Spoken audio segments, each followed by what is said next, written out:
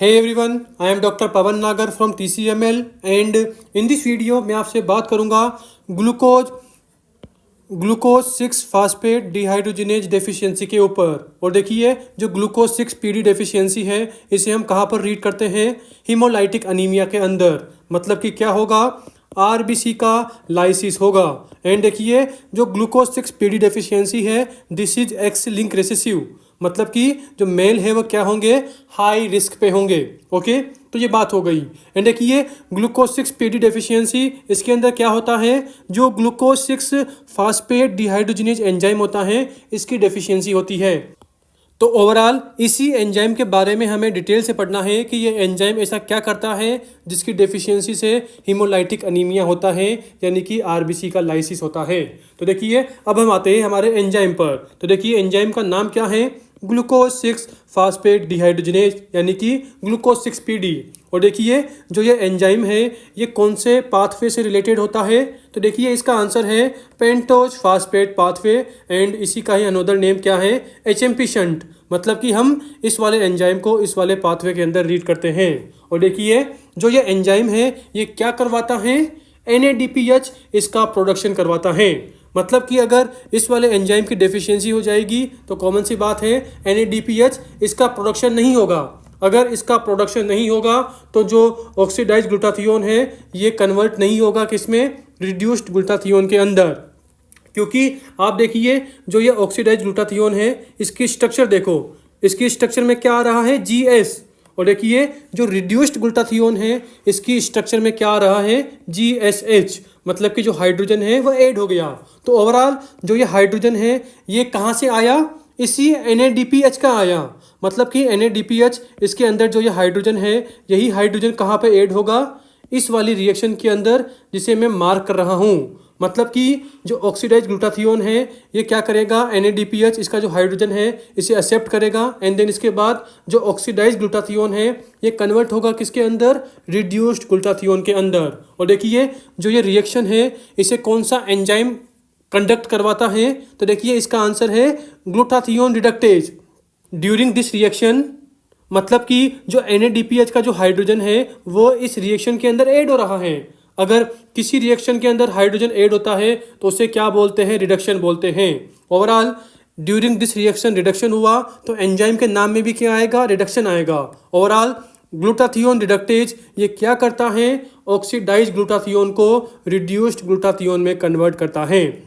और देखिए जो ग्लूटाथियोन रिडक्टेज है this is FAD containing enzyme. Okay, तो ये बात हो गई।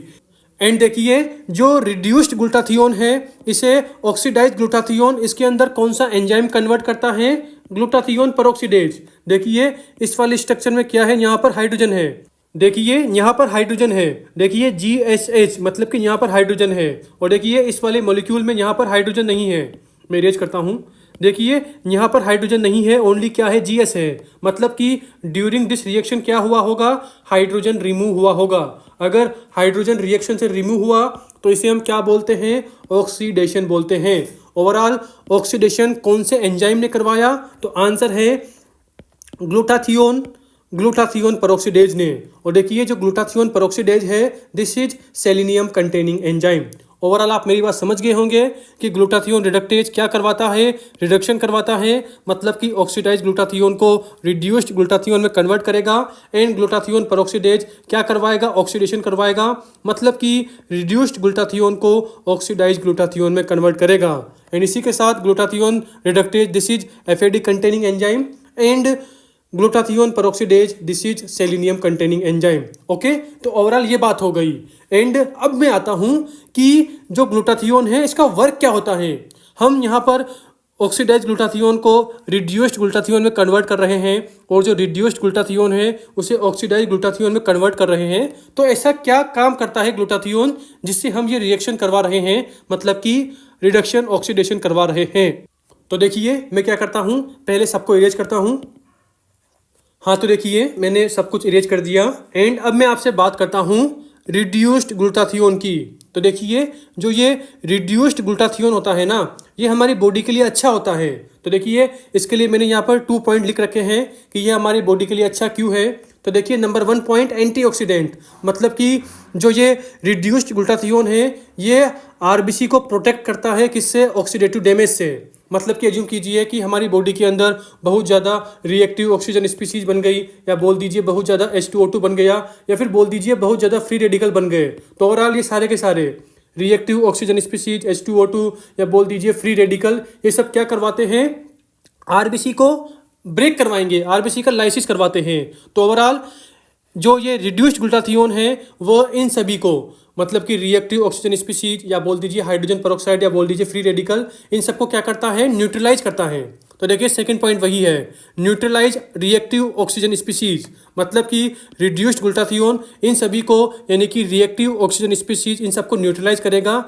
एंड अगर जो रिएक्टिव ऑक्सीजन स्पीसीज है अगर ये न्यूट्रलाइज हो जाएगी तो कॉमन सी बात है जो ये रिएक्टिव ऑक्सीजन स्पीसीज है ये हमारे आरबीसी को लाइसिस नहीं कर पाएंगे, आरबीसी को डैमेज नहीं कर पाएंगे। तो कॉमन सी बात है भाई, इसने जो रिड्यूस्ड ग्लूटाथियोन है इसने कितना बड़ा काम किया है, मतलब कि ये ऑक्सीडेटिव स्ट्रेस को डिक्रीज कर रहा है, कम कर रहा है, और जो आरबीसी है उसके लाइसिस को प्रोटेक्ट कर रहा है। ओके, आई होप आप मेरी बात समझ रहे होंगे। एंड देखिए अब ये रिड्यूस्ड ग्लूटाथियोन किस तरह से इन सबको, मतलब कि रिएक्टिव ऑक्सीजन स्पीसीज इन्हें कैसे न्यूट्रलाइज करता है, तो आपके माइंड में क्वेश्चन होगा। तो देखिए उसका आंसर है ग्लूटाथियोन पेरोक्सीडेज। मतलब कि जो रिड्यूस्ड ग्लूटाथियोन है ये किसके साथ ऐड होता है, मतलब किसको अपने साथ जोड़ता है, जो भी रिएक्टिव ऑक्सीजन स्पीसीज होती है, जो भी फ्री रेडिकल बनते हैं, तो उन सबके साथ क्या करेगा, जो रिड्यूस्ड ग्लूटाथियोन है ये बाइंड हो जाएगा। एंड बाइंड होने के बाद ग्लूटाथियोन पेरोक्सीडेज इस वाले एंजाइम के थ्रू क्या हो जाएगा, ऑक्सीडाइज हो जाएगा। देखिए जो रिड्यूस्ड ग्लूटाथियोन है ये खुद ऑक्सीडाइज हो गया, और जो फ्री रेडिकल है या बोल दीजिए रिएक्टिव ऑक्सीजन स्पीसीज है या बोल दीजिए हाइड्रोजन पेरोक्साइड है, उन्हें किस में कन्वर्ट कर देगा, वाटर में कन्वर्ट कर देगा। ओवरऑल जो H2O2 है ये तो क्या होते हैं, आरबीसी के लिए खतरनाक होते हैं, हमारी बॉडी के लिए डेंजर होते हैं। But H2O2 this is not for danger. अरे हमारी बॉडी के लिए पानी खतरनाक थोड़ी है भाई, ये कोई भी डैमेज नहीं करेगा। वाटर आरबीसी को या बोल दीजिए हमारे बॉडी की जो सेल्स है उन्हें कुछ भी डैमेज नहीं करेगा। बट हाइड्रोजन पेरोक्साइड या बोल दो फ्री रेडिकल या बोल दो रिएक्टिव ऑक्सीजन स्पीसीज ये हमारी बॉडी को डैमेज कर सकते हैं। तो कॉमन सी बात है भाई, रिड्यूस्ड ग्लूटाथियोन ने क्या किया, जो भी फ्री रेडिकल है, रिएक्टिव ऑक्सीजन स्पीसीज है या H2O2 है, उन्हें न्यूट्रलाइज कर दिया। तो मैंने वही लिख रखा था, neutralise neutralise reactive oxygen species. Okay, ये बात हो गई। एंड अब आपके माइंड में एक और क्वेश्चन आएगा कि सर ऐसे कौन सी कंडीशन होती है जिसके अंदर हमारे बॉडी के अंदर ऑक्सीडेटिव स्ट्रेस जनरेट होता है। देखिए ऑक्सीडेटिव स्ट्रेस मतलब कि हमारी बॉडी के अंदर बहुत ज़्यादा रिएक्टिव ऑक्सीजन स्पीसीज बन गई या बोल दीजिए बहुत ज़्यादा हाइड्रोजन पेरोक्साइड बन गया। तो ऐसी कौन सी कंडीशन होती है जिनके अंदर ये बहुत ज़्यादा बन जाते हैं, हमारी बॉडी के अंदर बहुत ज़्यादा हो जाते हैं। तो देखिए इसके मैंने यहाँ पर कुछ एग्जाम्पल लिख रखे हैं। नंबर 1 क्या है, ड्रग्स लाइक प्रीमाक्विन एंड सल्फोनामाइड। आपको पता होगा कि जो मलेरिया होता है, मलेरिया के ट्रीटमेंट पे हम प्रीमाक्विन देते हैं। अब ओवरऑल अगर कोई मलेरिया का पेशेंट है और वह प्रीमाक्विन इस पे ओवरऑल अगर कोई मलेरिया का पेशेंट है और डॉक्टर ने उसे प्रीमाक्विन ये वाली ड्रग प्रेस्क्राइब कर रखी है, तो कॉमन सी बात है इस वाले पेशेंट के अंदर ऑक्सीडेटिव स्ट्रेस होने के चांसेस हैं। इसी के साथ अगर कोई ऐसी जगह है जहाँ पर फ्लेवा बीन इसे खाया जाता है, तो देखिए जो ये वाला फ्लेवा बीन है ये भी क्या करवाता है, ऑक्सीडेटिव स्ट्रेस जनरेट कराता है। मतलब कि ये हमारी बॉडी के अंदर रिएक्टिव ऑक्सीजन स्पीसीज इनका प्रोडक्शन इंक्रीज करवाता है, H2O2 इनका प्रोडक्शन इंक्रीज करवाता है। अगर ये ज़्यादा हो जाएंगे तो आरबीसी लाइसिस होगी। और देखिए जो ROS H2O2 है ये हमारी बॉडी में जो और भी सेल होती है वहाँ पर भी प्रॉब्लम क्रिएट करते हैं। एंड थर्ड एग्जाम्पल क्या है, इन्फेक्शन। मतलब कि जब भी हमारी बॉडी में कोई भी इन्फेक्शन होता है तो देखिए क्या होगी, WBC एक्टिवेट होगी। एंड WBC एक्टिवेट होने के बाद क्या प्रोड्यूस करती है, फ्री रेडिकल प्रोड्यूस करती है जो कि ऑक्सीडेटिव स्ट्रेस को इंक्रीज करते हैं।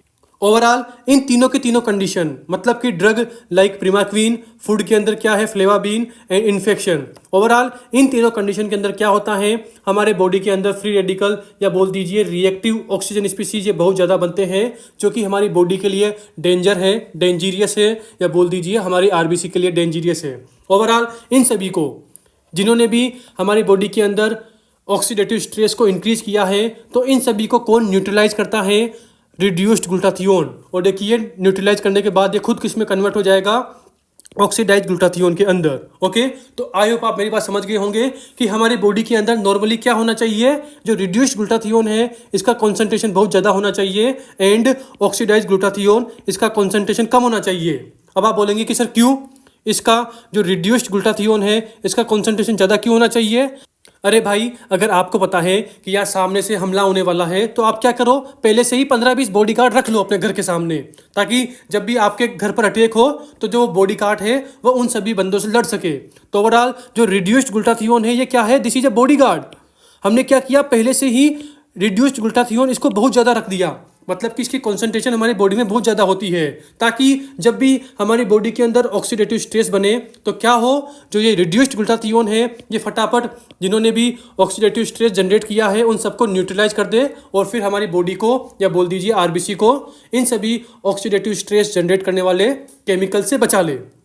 तो ओवरऑल हमारी बॉडी के अंदर नॉर्मली रिड्यूस्ड ग्लूटाथियोन ये ज़्यादा होता है और ऑक्सीडाइज ग्लूटाथियोन ये कम होता है।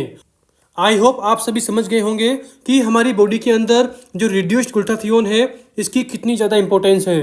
मतलब कि जो रिड्यूस्ड ग्लूटाथियोन है ये क्या करता है, जो ऑक्सीडेटिव स्ट्रेस है इसे डिक्रीज करता है, ताकि जो ये ऑक्सीडेटिव स्ट्रेस है यानी कि जो रिएक्टिव ऑक्सीजन स्पीसीज है वो हमारे बॉडी की सेल्स को डैमेज ना कर पाए, हमारी आरबीसी को डैमेज ना कर पाए। ओके, तो ओवरऑल जो ये रिड्यूस्ड ग्लूटाथियोन है इसकी कॉन्सेंट्रेशन हमारी बॉडी में ज़्यादा कब होगी, जब ऑक्सीडाइज ग्लूटाथियोन किस में कन्वर्ट होगा, रिड्यूस्ड ग्लूटाथियोन में। And oxidise glutathione reduced glutathione में कन्वर्ट कब होगा, जब ऑक्सीडाइज ग्लूटाथियोन इसके पास कौन आएगा, हाइड्रोजन आएगा, और जो हाइड्रोजन है उसे कौन देता है, NADPH का H।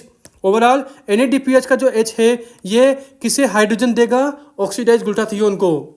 एंड जो ये हाइड्रोजन है ये ऑक्सीडाइज ग्लूटाथियोन इससे अटैच होगा एंड देन इसके बाद जो ऑक्सीडाइज ग्लूटाथियोन है वो कन्वर्ट होगा रिड्यूस्ड ग्लूटाथियोन में, ताकि जो हमारी बॉडी है उसके अंदर रिड्यूस्ड ग्लूटाथियोन इसकी कॉन्सेंट्रेशन ज़्यादा हो। एंड अगर रिड्यूस्ड ग्लूटाथियोन इसकी कॉन्सेंट्रेशन ज़्यादा होगी तो कॉमन सी बात है भाई, हमारी बॉडी प्रिपेयर्ड है कि यार जब भी ऑक्सीडेटिव स्ट्रेस होगा तो जो रिड्यूस्ड ग्लूटाथियोन है वो उससे फाइट कर सके। ओके, तो देखिए एक बार मैं क्या करता हूँ, पूरे को इरेज करता हूँ।